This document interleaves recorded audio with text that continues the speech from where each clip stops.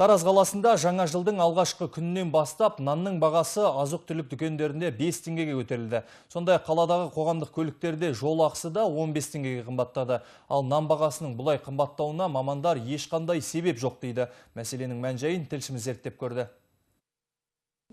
Облыс орталығындағы бірқатар дүкендер мен шағын базарларда әлеуметтік нан 50 теңгеден сатылуда. Сатушылар, тасымалдаушылар дәл қазір нанды 47 теңгеден әкелгендіктен бағаны көтеруге мәжбүрміз деп отыр. Бізге 47 теңгеден әкеліп жатыр. Міне, одан бұрын 41-ден әкелетін. Біз 3 теңге қосып 45-ден сатып жатқанбыз нанды. Қашаннан бері 50 теңге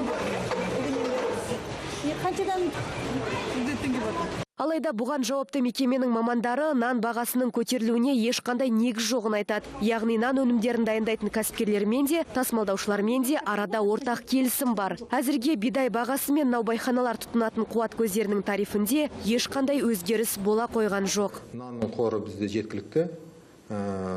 Біздің пісіріп атқан, өндіріп атқан өндірушілеріміз сол бағамен, ескі бағамен жіберіп жатыр, 38 теңгеден пекарняларымыздан.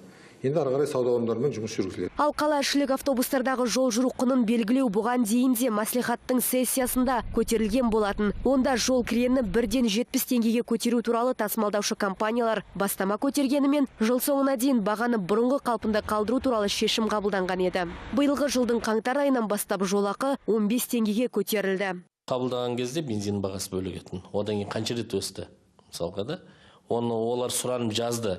Енді бүгін бір айдың ішінде түсті де біз оларға қайттан көтеріп бере алмаймыз ғой. Оған бір уақыт керек, зерделеу керек. Ол қалай болатынын біз қазір білмейміз ғой.